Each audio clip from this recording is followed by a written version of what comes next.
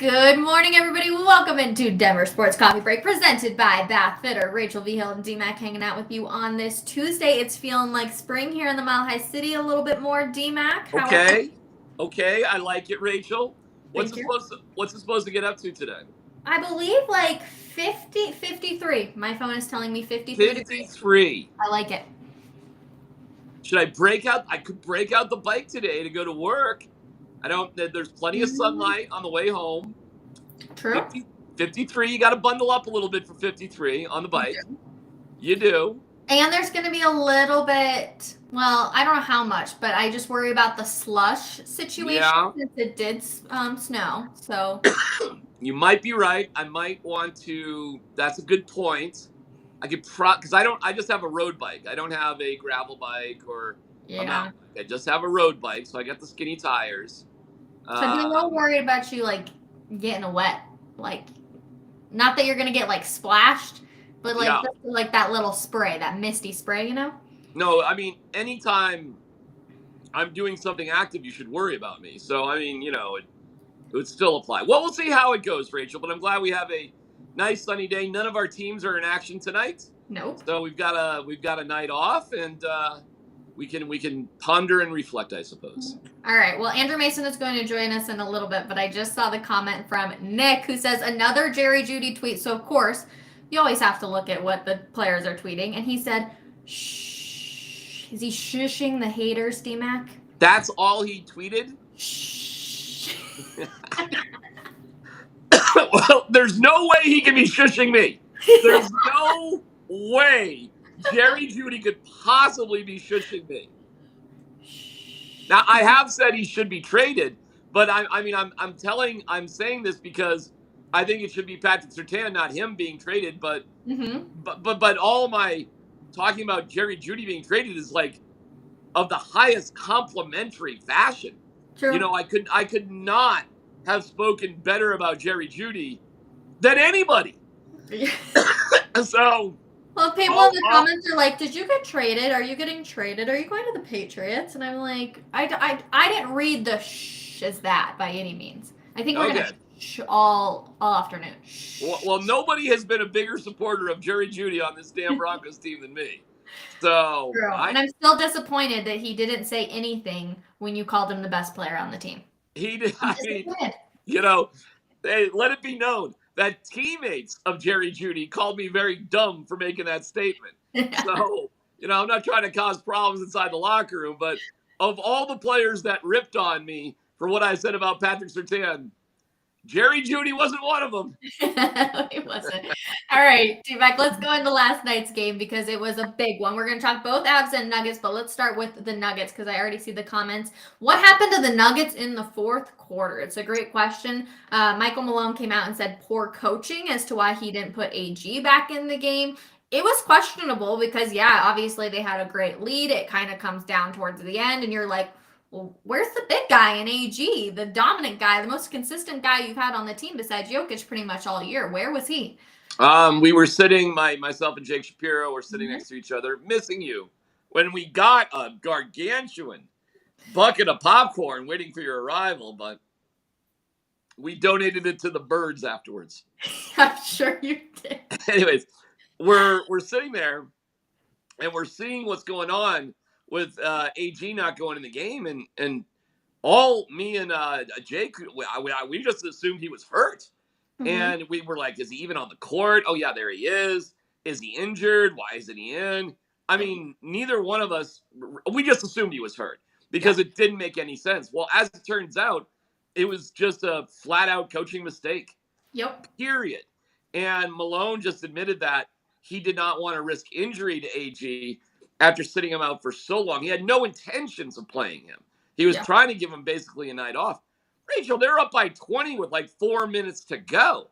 Yep. I mean, this was ridiculous what happened. I mean, this game was done, toast, over. You're up a ton, and it should have been an easy. Me and Jake were wondering if Jokic was even going to go back in the fourth quarter. They had a 16, 18-point lead. Jokic already had a triple-double by the end of the third quarter. So what happened was actually a lesson but it's better to learn lessons when you win rather than lose. You Correct. just cannot relax defensively and take your foot off the gas. You just can't do it. And it's funny because Malone really is paranoid about that stuff and rarely makes that kind of mistake. Usually he'll kind of go overboard in the other direction. It was very surprising, and it almost cost him the game. Ironically, it was Jeff Green, who had not played all that great, who made 2 big free throws to essentially cinch the game at the end. But it got scary. Yeah. If Embiid and Harden had won that game or had played that game, would the Nuggets have won with their same performance? Yeah, well, no. I mean, if you just if you decide to stop playing basketball in the fourth quarter against the team with 2 of the best guys, no. Let me rephrase with the starters, and if AG would have been out there for the entire game, would they have won that game? Well, I think so. Here they had a 4-point lead at halftime, and then they outscored the Sixers 30-20, which is very similar to what they did against the Bucks a couple days ago, where it was relatively close, and then they just dominated. I think the Bucks scored like 19 points in a quarter. So the Nuggets, Rachel, have shown that when they need to step up defensively, and don't believe that stupid ESPN article about Jokic not playing defense. I mean, how dumb was that thing? But when they want to, they can kind of at a moment's notice. They just don't do it for a full game. But no, Rachel, nobody does it for a full game. Nobody in the NBA does it for a full game. The Nuggets kind of pick and choose when it makes the most sense for them. Usually it's in the third quarter or second half. Sometimes it's been in the fourth quarter. And, usually, here's what usually happens. They have a 10 or so point lead with about 7 minutes to go, and they put Jokic back in, and the game's over. But it's not just Jokic they put back in.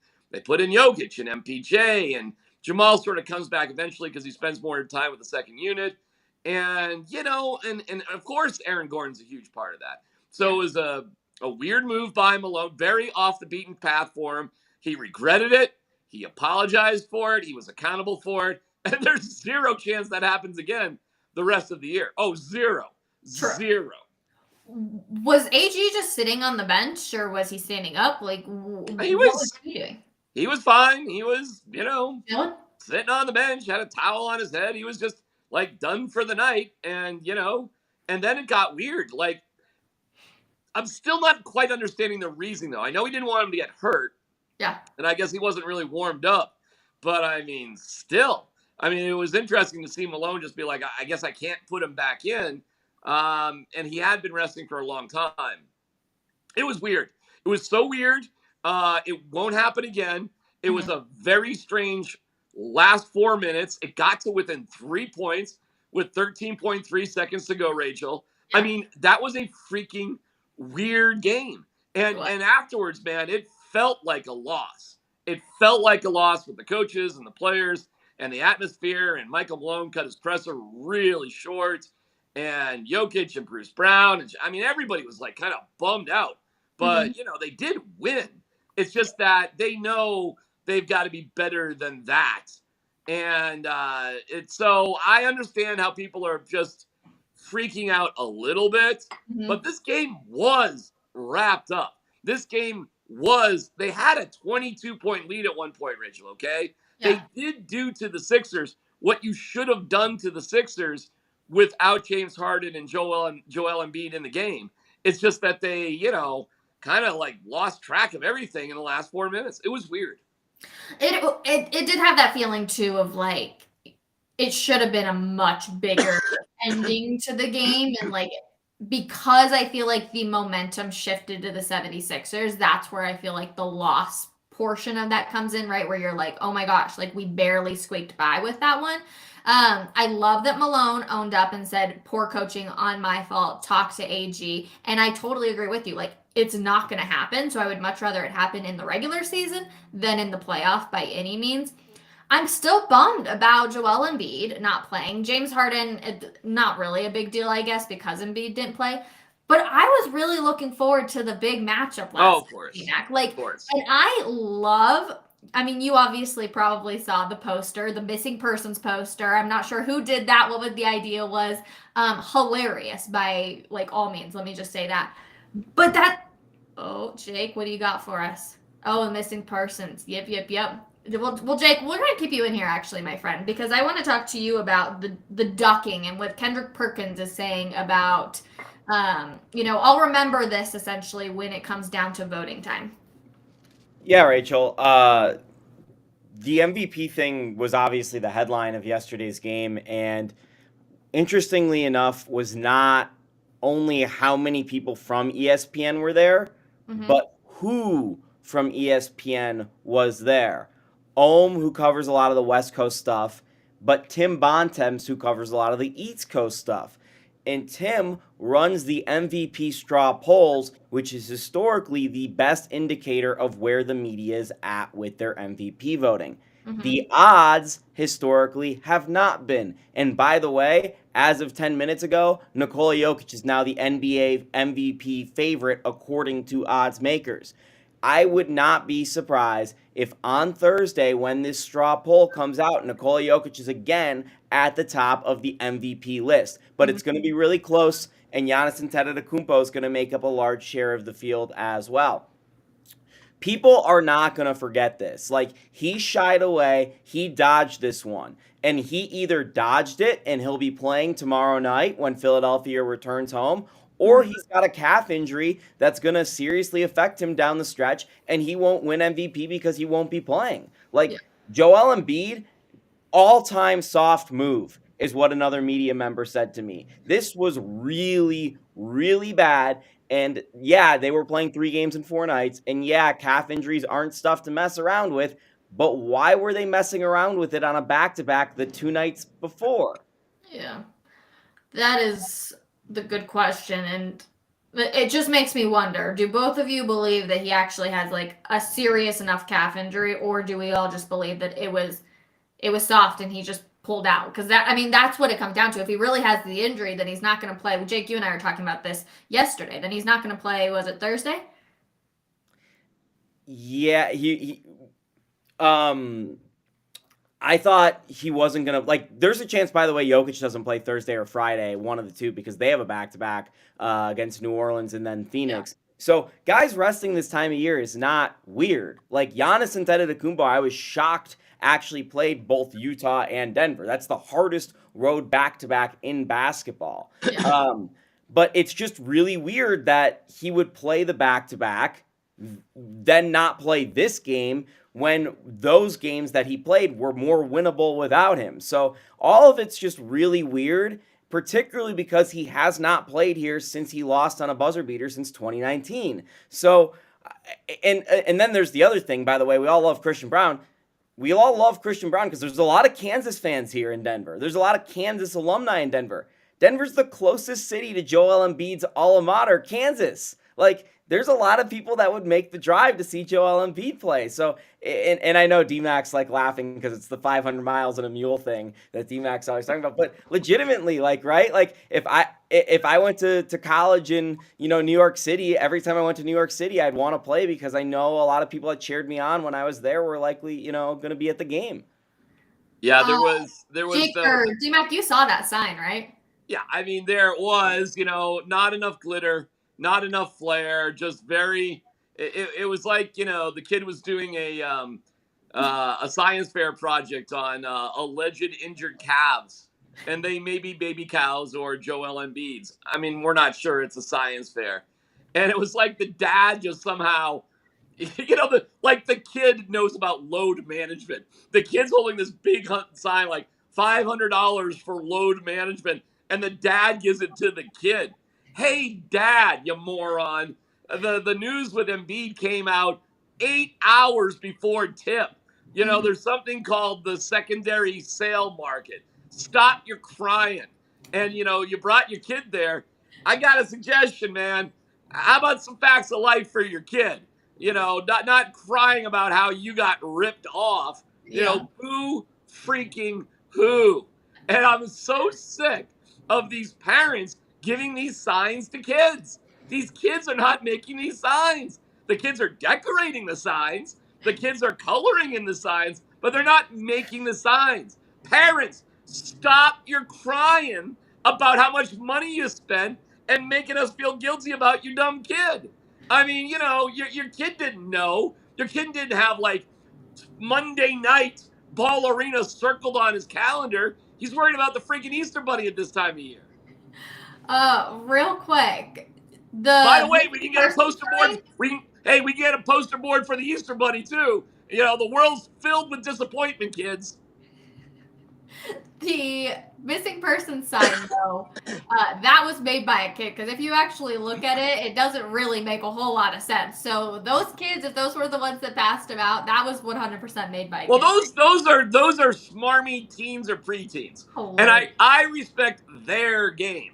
I mean, they know what's going on. They probably live in Highlands Ranch, where the parents obnoxiously just drop them off at the game, and then some poor mom has to circle the block for like 3 hours, waiting for her spoiled brat kids, to enjoy the night on their own. That's probably what that was. But that being said, I respect the fact that they got a hold of mom's photocopy machine at the office, and they took care of some of those mimeographs. Again, you had 8 hours to prepare for it. So, you got time. A mom doing circles around Ball Arena for 3 hours. Maybe she stopped at a Starbucks to get a coffee. I know she didn't go to the game because, Timmy's got Johnny, who's got Freddie, and all the kids with their $150, Jokic jerseys have to come into the game with their smarmy little signs. Maybe I don't like those kids either, actually. T-Mac, you got to update the Highlands Ranch names. They're not Timmy, Johnny, and Freddie anymore. They're like Xavier, Blaine. Hayden, Blaine. Okay, on that note, before we disrespect Trevor out of Highlands Ranch, Jake, thank you so much. We are going to move on to the Avalanche because they get the 5-1 Parker. Parker and Highlands Ranch. How ironic is that? My niece's name is Parker. I love the name Parker. Yeah. No, I'm shocked that you may have a spoiled brat relative, Rachel. I mean, she's not a brat, but they live a nice life. I'll give them that. That's for sure. They do live. Wait. It's a girl named Parker. It's a girl named Parker. She is 5 years old. About to be 5. That's a like Parker Posey. I'll give you a famous Parker female. Generally male name, but can also be used female. Like my son's name, Dylan, most commonly a boy's name. Yep. But some parents just get it in their head they should name their daughter Dylan. Yep. No, 100%. I actually knew a Dylan growing up, and she was a Dylan Schefter is Adam Schefter's daughter's name. True. And that girl, she's got quite the gig, let me tell you that. She's making some good money just being able to have fun with it. So I'm quite jealous of her. But moving on to the Avs, D-Mac. Obviously, they weren't at Ball Arena last night, but they still get the win, 5-1. A big win. The Moose were still on Miko watch.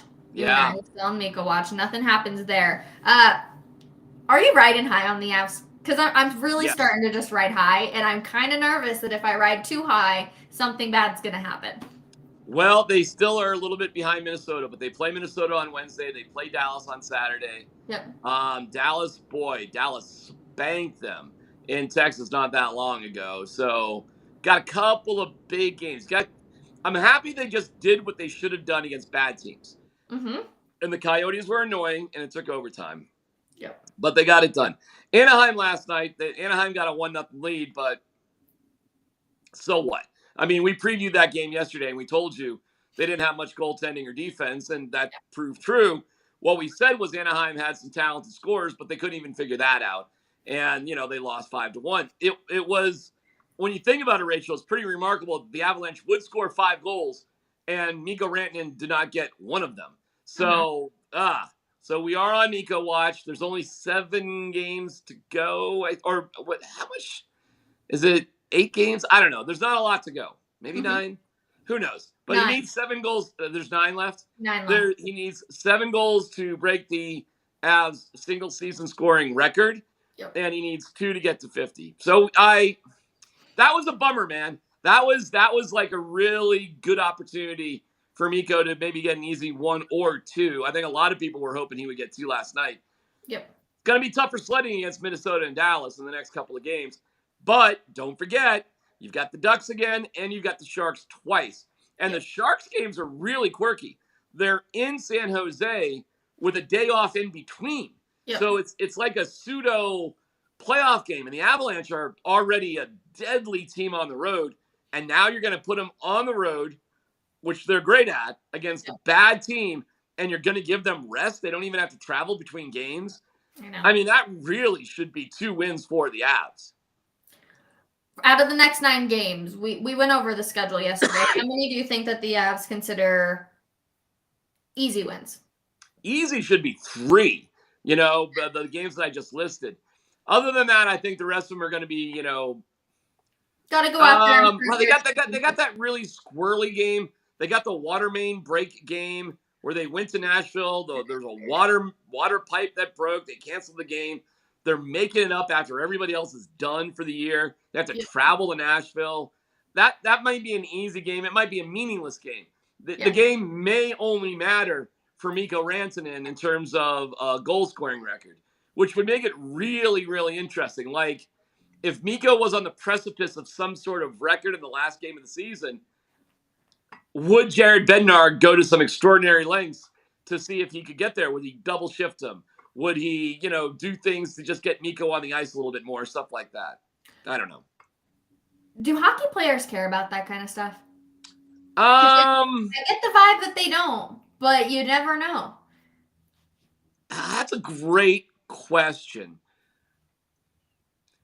I would hope they would a little bit because, listen, we looked it up. I was blown away. The most goals in a season by a Finnish player ever was Teemu Selanne, who had 76 goals one year. Yeah. Okay, well, that's not going to happen. But to be the leading goal scorer in a single season in the history of the Avalanche, who's had so many amazing players throughout the year, I don't know, Rach. I mean, that feels like a worthy, a goal once you get so close. I mean, you would never think of it before the season would start. But Mikko Rantanen's only 7 goals away from, he's only 6 goals away from tying the record and 7 goals away from breaking the record. I don't know. That's a great question. And I don't know if I'd ever get an honest answer. I think hitting 50 goals is a big deal, okay? I think that just is one of those things in hockey. Getting 50 goals, a lot of guys have done it. But it's just one of those goals to cement you're one of those guys. Yep. So my guess is getting 50 actually does mean something. I think getting 50 is important. And I'm so about breaking the club record. Bo Byram got a goal yesterday. Yeah.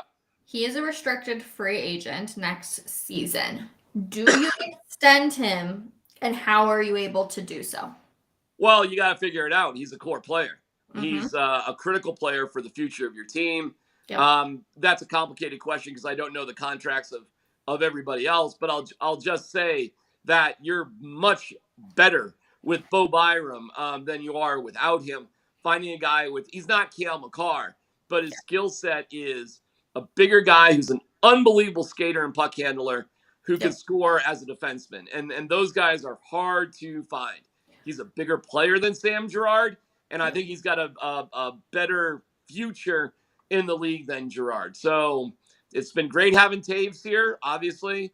And I think Byram, after Makar and Taves, is the next most important defenseman over Girard. So I don't know what it's going to take to get Byram, but I think it's got to be a priority. What type of contract do you see? For Byram, it'll be if they do these crazy long 7 to 9 year deals in the NHL. He'll get one of those. It'll be one of it'll be which one is essentially of what Girard is on. Like he's on. I think he's here for like the next 6 years or something. I'm not. You got me on that one. Might need a little back end help on that one with Girard. I'm not sure. But Byram is completely worthy of one of those longer term extensions. Through 2028. Girard. Yep. Well, he's a great player too, but he's not as good as Bo Byram. And Girard is a very good player as well. Yep.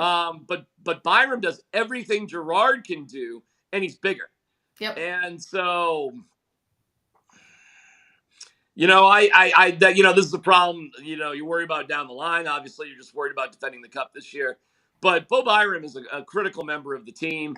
I think he's more important than Sam Girard. Although I like Sam Girard too. I'm not a Sam Girard hater like a lot of people are. I think the Avalanche are incredibly lucky on their blue line to have Girard, Byram, Taves, Makar, and it's great having Eric Johnson back. Yep. And then you kind of figure it out on your sixth guy. We got Jack Johnson now, so you got the Johnson and Johnson line. Byram, Girard, Taves, Makar. I mean, that is, Rachel, that is really good. I mean, that's serious business right there. And don't forget, Josh Manson is still out there, and hopefully he'll come back relatively soon. So that gives you some crazy depth on the blue line. And it's one of the reasons that it's not nuts, it's not crazy that the Avs could skate even in the playoffs with 11 forwards and 7 defensemen, as they did at certain parts this season. It's not crazy that might happen if they do get Manson back and healthy. Okay, are you ready, though? Yeah. Unrestricted free agent, JT Compher, Lars Eller, Evan Rodriguez. Oh, hold on. I'll go through them. First one, JT Compher. Got to bring him back. 100%. Critical core player, having one of the better years of his career. Gotta. Best guy on a face-off. Total core top 6 player. Got to have JT Compher. Next. Lars Eller. I hope he's renting, not buying, here in Denver. Nice enough guy. He's going to be one of those like, oh, yeah, that guy in the future. That guy. Evan Rodriguez. Nice acquisition. But you can let him go. It was an okay pickup. I think he did his role for the most part. Certainly wasn't cadre, but he was okay. And he played significant time on big-time lines. But that's the type of guy that you can just sort of replace as time goes on. Like him, though. Don't dislike him, but you can let him go. Cogliano. If you can bring him back on a 1-year, low-level, 4th line sort of deal, he's a great leader. He's, is like a heart and soul type of guy. Yep. Not critical, though, Rachel. He's not. He's good, though. He's good. I mean, if you can afford to, bring him back and he's willing to come back on a low-level deal, that'd be awesome. Right now, he's on a $1.25 million deal. Yeah, there you go. I mean, that's about right. Darren Helm. He's 100 years old. He's a really interesting boutique player because you don't really need Helm for the regular season. But boy, oh boy, is he great to have in the playoffs. He's in phenomenal shape despite all of his injuries. He's got unbelievable experience, multiple championships with 2 different clubs, with the Avs and the Red Wings. So that's a really quirky one. That's a guy you could probably let go if he signs somewhere else. Maybe you can make a deal for him like later on if you think you need him. Okay. Logan O'Connor. Oh, excuse me. Alex Newhook. He's going to be a restricted free agent. Alex. We had big hopes for Alex Newhook. Yeah, I mean, you're probably going to move on from Alex Newhook, I would say. Well, he's a restricted free agent. Mm-hmm. So, they probably can afford to bring him back, I suppose. But you're not going out of your way for Alex Newhook. Matt Nieto. I'm with you. He's here. He's gone. He's a nice enough guy. Grew a mustache like he's a cop from the 70s or in some sort of, remake of Boogie Nights. He's afterthought. Nice to have him on the team. Is a complete afterthought. All right, so now you got the Johnsons, Eric Johnson, Jack Johnson, both unrestricted free agents. Yeah, both. So we're bringing back Bo Byram, 100%, and then you got to look towards the year after you've got Taves and McDermott and Hunt. Yeah, you got these again, Rachel, are low level deals, 1-level veteran sort of deals. You'd put a higher priority on Eric Johnson than Jack Johnson, but Eric Johnson was thinking about retiring 2 years ago. Yep. If they don't win the cup, he probably is out, period. He was hurt quite a bit. Jack Johnson's such a great dude, but these guys aren't your future. Hunt's a younger guy, even though he looks like the accountant from the law firm down the street. He's missing teeth. So he does, look like that.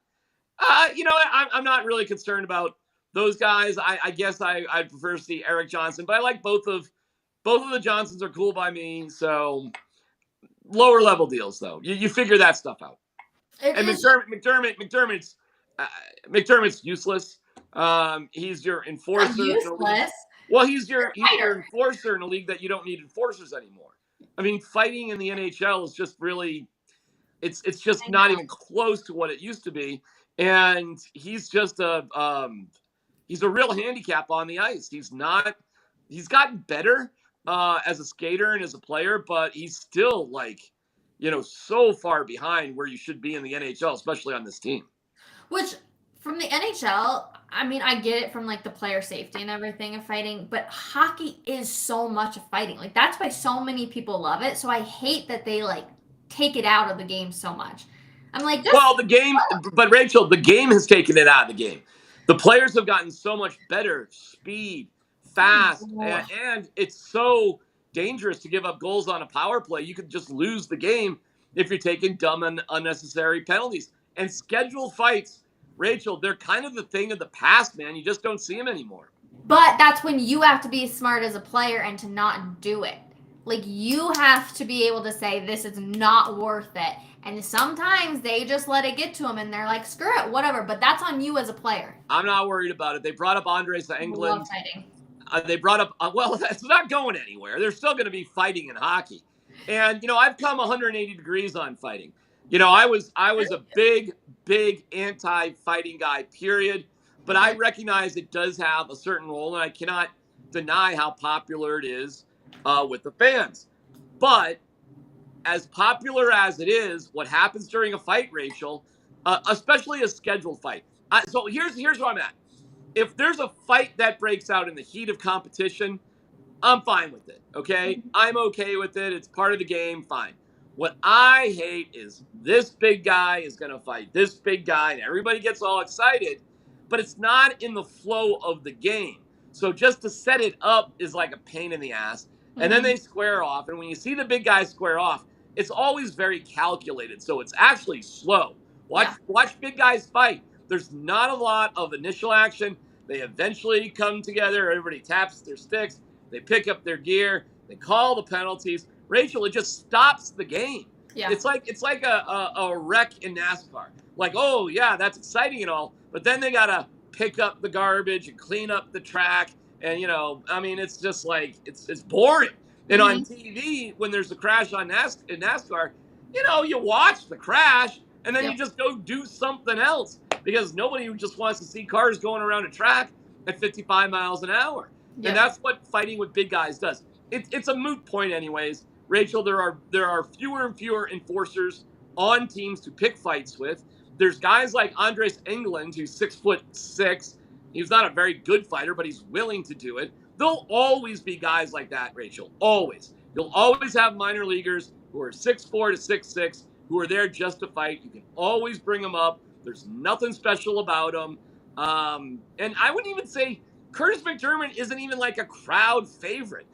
Everybody kind of knows and respects him, but it's not he's just the guy who's going to shove somebody into a wall. That's essentially what he is, and that's what everybody knows him as. Listen, if you love it, cool. But I'm telling you, it's just not a big part of the game anymore. I know. It just isn't. It's sad. You know who the best fighter on the Avalanche actually is? You're going to think this is crazy, but it's true. It's Gabe Landeskog. Oh, yeah. And I wish I still had his head behind me. Here's what's quirky.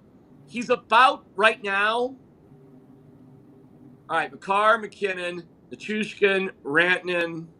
He's probably the 5th best player on the team. Maybe 8th, maybe 6th. Taves may be ahead of Landeskog. So he's a captain, and he's a good fighter. So he's actually the guy that you'd actually want to fight. And I know this sounds crazy because he's coming back from an injury, but he's kind of the perfect guy to fight once he comes back. A guy like that.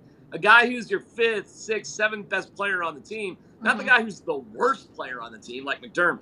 Yeah. Okay. Well, I love this conversation because I do miss fighting, but I do see we've got Andrew Mason hanging out with us. Okay. He's live in Arizona for the NFL annual meeting. So we want to bring him in because I know he's been awfully busy. Oh, hello, Andrew Mason. Good morning. How are you? Doing all right. Found a little shady spot under a canopy here, so I guess I don't need the hat. I guess I can live without it now. There we go. It's What is the another weather nice. like out there? It's sunny and warming up. I think we're actually going to hit 80 degrees today out down here, so it's Oh, uh, it's lovely. It was a little cool this morning though. I had the quarter zip windbreaker on when we were talking with Damani Leach, and I felt a little underdressed, not in terms of formality, but mhm. in terms of layer. Like I was a little chilly, but that's gone away since then. And so we're also going to hear from Greg Penner perhaps within the hour here. We're kind of waiting on the text to say, hey, get over to this part of the Arizona Biltmore and let's do this thing. So Perfect. we're yeah been busy. I was gonna say we won't keep you too long then. We obviously just want to get to Damani Leach sitting and talking. Sounds like possibly alternate helmets could be coming into play this year. Yeah, it was funny because Troy Rank asked first about the uniforms, and I figured, okay, if I don't ask about the uniforms, I'm going to ask about an alternate helmet because last year the NFL made the change that allowed teams to have a different helmet shell as Mhm. part of their uniform repertoire for the first time since 2012. They banned it, they said, for safety reasons back in 2013, but they came back last year. And so you had a bunch of teams, including New England, Carolina, Atlanta, Philadelphia, the Jets, Chicago, a few others that had different helmet shells. And so while the overall uniform process, there's no update, although Leach said there's been, quote, great progress in terms of like evaluation, design, that kind of thing. He did say that they could have an alternate helmet this year. And so, the question then becomes, and this is something we'll probably find out here in the weeks to come, the question then becomes, okay, is it a throwback type helmet, or is it like going to be like an orange helmet? The Broncos haven't worn orange helmets since 1966, although they wore it for a couple of games back in 1994. So there are some possibilities there. Okay, updates on the stadium because I know Damani also talked about that. Kind of saying we've got some information, but of course we still got a couple more years left on this lease. Yeah, a couple of times he said, quote, too early on things. Of course, they just put that survey out this past weekend. He said they've gotten over 7,000 responses already, which is a pretty good number for Yeah. relative relatively short turnaround time on that. But he said they've toured other stadiums. They toured stadiums in Seattle, Las Vegas, SoFi out in Los Angeles, Dallas, Minnesota, Miami. Even toured Wembley Stadium and Tottenham Hotspur Stadium in London. Also toured Climate Pledge Arena where the Kraken play up in Seattle. So they've really they're already pretty deep into the idea gathering phase, Hmm. but it's he reminded everybody, look, we've got 9 seasons left on the lease at Empower Field at Mile High. I think there's a real desire to just kind of take their time. He said something later on in the press conference, and I'll have this in a story on denversports.com that I'll write after Greg Penner talks about the uniforms or the stadium stuff as well. But he said something about how when he and others within the Broncos meet, like one day they'll be excited about this idea, and then the day they'll be excited about another idea. I think they're still kind of dealing with a broad swath of ideas and haven't really begun to kind of narrow them down to what they want. One thing he did say though, and talking about these other stadiums and what a new stadium would potentially have, wider concourses, more bathrooms. I mentioned this in my piece on denversports.com, like as far as, things that really matter. Hmm. Those you're talking about the comfort of fans, because right now you're competing against a television product that has never been of a higher quality because of the massive screens, the comfort of watching at home. They know that they've got to deliver an experience where people don't feel like, oh man, I don't want to go because I'm going to be waiting 10 minutes to go to the bathroom, I'm going to be waiting 10 minutes for an expensive beer, yada, yada, yada. They know that like their competition is the couch, basically. And so you have to make the experience as convenient and, dare I say, even home-like to a degree as possible for at least like kind of the basic things like being able to navigate the concourses, being able to go to the bathroom, that sort of thing. So it was interesting to hear, for all the talk about bells and whistles, really kind of a nuts and bolts type of thing. Concourses and restrooms are things that you're going to want in a new stadium to be done better.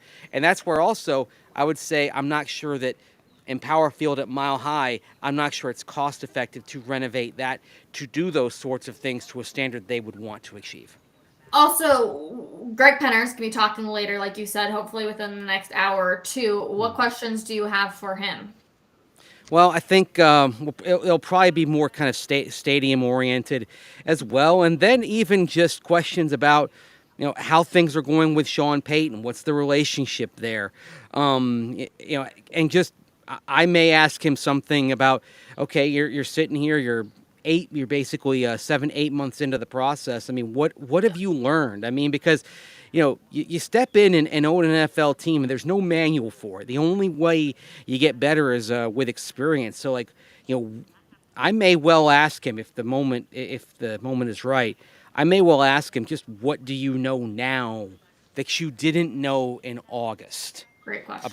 About this, and how does that affect you, and what you want to do going forward? Because I mean, clearly, I don't think he expected to be sitting here in March of his first year owning the team with a new coach that he spent a first round pick for.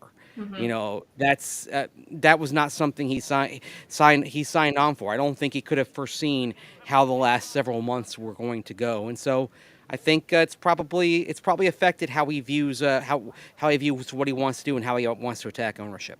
Well, I can't wait to read your pieces over at denversports.com. We will bring in DMAC, though, because of the hats. We didn't get to this yesterday, and I feel like I need a slap on the wrist or something with it, because last year at this time, we were all hating on the hats that got released, but they released the new ones, and I'm not going to lie, gentlemen, I think they look pretty good, so I'm here for it, DMAC. This is a fashion question. This is a fashion question. So I will say whatever you and Mace like, I like too. I'm combobulated, as I'm proving today, representing two colleges at the same time, where I am with certain fashion. So if you guys like it, I like it too. Easy as that. Okay. By the way, let me just say real quick to Mace, I love your question. The only thing I would just ask, if you go there, which I think is a great way to go, I would just ask for a specific example of what he told. Like, great question, but ask for a specific example, rather than some sort of generality. Like, what have I learned? It's much more complicated. It's much more time consuming. I would do certain things differently. Like, well, for example, what? Like, what Well, he do different now specifically than he did last year? okay, because that's almost like a two-part question, but I got to make sure I shout over everybody else and get the second part in there to kind of get it right. So, well, you just gotta do what all the other reporter go and go, hey, Greg, two-part question for you, and then do it that way. I should, That's a good one. And listen, I can tell that at least with Damani Leach, it was much more casual today. You weren't at a table; you were just standing around outside, and I actually like that. I like the round table, but I don't know where you're going to get Greg Penner to talk, but hopefully it's in a relaxed situation, just like you have with Damani Leach. I mean,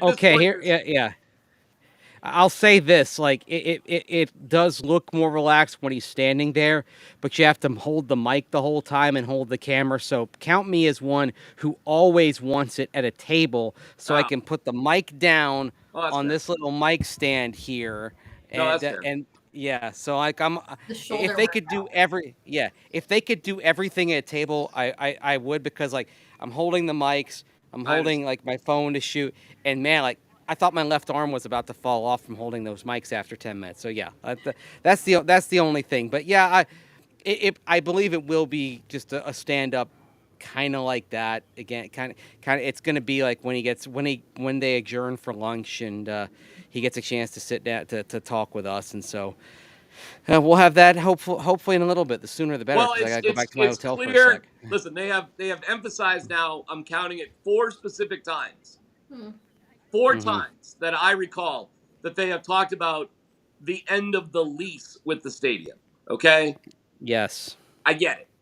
We all get it. We got you. We understand the $100 million renovation that they're doing.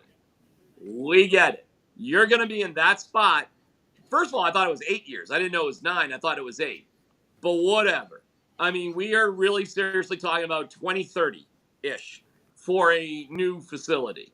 And I'm glad they're doing some of that work. So I'm going to say they've got a toe in the pool.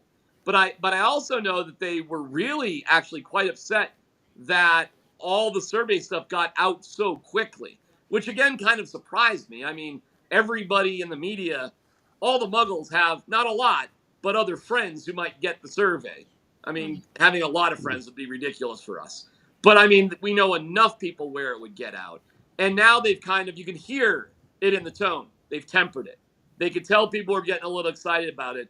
They've tempered it and they're pulling back on it. So I get it. Yeah, and the thing is though, if they're going to do this with land acquisition, Mhm. the process could very well start this year and next year. I mean, the example I give is, you guys are familiar with what the Atlanta Braves built out in the suburbs of Yep. Atlanta, a Toward it, stadium. toward it, live near there. Yeah, it's a retail complex. There's apartments. I mean, basically, it's the thing we're talking about potentially with the Broncos if they go whole hog, all out. Everything is right there, and what they did was they started buying parcels of land with, I believe, about 8 to 9 years left on their Turner Field lease, but they bought them under various like holding companies with different names, and much kind of the same way that Disney bought the land in Orlando for Disney World back in the 1960s. And then they were under different names and nobody put it together until they announced 4 years before they moved that they were going to wind down at the old stadium and go into the new one. So I would say keep maybe a little bit of an eye on some business, land, real estate transactions That's good. over the coming years and start seeing if maybe there's a pattern that develops. And just real quick on that, I went on a tour of that facility, and what was really striking about it, there were a lot of people there on non-game days. It was just a live period, even when there wasn't games going on, and that's going to be 12 months a year. They spent $400-something million on the stadium. They spent $1 billion on everything else around the stadium. So, to your point, and the football footprint is obviously much bigger than a baseball imprint. So I think that's a very, very smart thing to keep your eyes out for. And they don't. It is quirky because they don't own the land. The stadium district owns the land where the Broncos are, and they own the stadium, but they don't own the land. So it just. And I need a little help on this research wise. Like McDonald's made all their money because they bought the land and put the McDonald's on top of it. Is that you saw the founder then? Operates too. The founder, that's right. Yes. So is that the way Walmart operates too? Did they buy the land and put the Walmarts on top of the land? Well, I know for Stan Kroenke, a lot of his wealth is real estate based, involving the land on which plenty of Walmarts are built. So that would answer your question. So look out for land, property, changing hands, ownership. That will be the strongest indication of what's to come. That's a great point, Mace. You know who's really good at that kind of stuff? Jake Shapiro. Real quick before we let you go, Andrew Mason, $6 billion bid for Commanders. Thoughts? I'm not surprised, even though, I mean, shoot, we're talking about that's That's about $1.4 billion more than was paid for the Broncos, and the Commanders are a distressed asset. But that being said, the Commanders are an extremely high ceiling asset, being in the market that they're in. But wow, I mean, I thought it would be in the neighborhood of $5 billion, $6 billion. For a team that has been run into the ground for a quarter century. Think about that. You could not do more things to break down the quality of a brand and destroy the quality of a brand than Daniel Snyder and his lickspittles have done with the team now known as the Washington Commanders. What? And he's going to rake in the money for it. I mean, wait. There's no justice in the world. Did you use the word lick spills? Lickspittles. I got to give you credit. Lick spittles. I'm gonna have to look Yes. it up. I'm not doubting you, but I'm gonna have to look up lick spittles. It's a fancy way of saying brown nosers. I will. I gotta hand it to you. I love words. That's the first time I've heard that one. I will use it in the future. Lick spittles for brown nosers. I love it. The first time I ever heard that word, D-Mac, many years ago on The Simpsons, Mr. Burns referred to Smithers as his lick spittle. That is so good. Okay. I love it. I absolutely love it. On that note, Mr. Mason, we will let you go. Thank you so much for hanging out with us from Arizona. Safe flight back home for you. Hey, all right, good seeing you. Be careful not to be a lick splittle with Greg Penner. Oh, I'll do my best. I'm not sure he's terribly happy with me right now after I talked about the PSLs last week. That's a sneaky little deal right there. I love it. All right. Thanks, Mason. Appreciate you. Thank you. Let's go in the headlines, though, really quick, because McDavid, first player, 140 points, and I want to make sure I get it, since 1996. That is 27 years ago. Well, I guess 26 years ago, because that's a season, but insane. Incredible. He's a hockey robot. He's got the personality of a doorknob. I got to learn that firsthand up there in Edmonton last year. But that dude can play hockey. The Oilers aren't going anywhere. They don't have any depth aside from him and Draisaitl, but he is phenomenal. He is really remarkable. Is he the best player in hockey? Yes.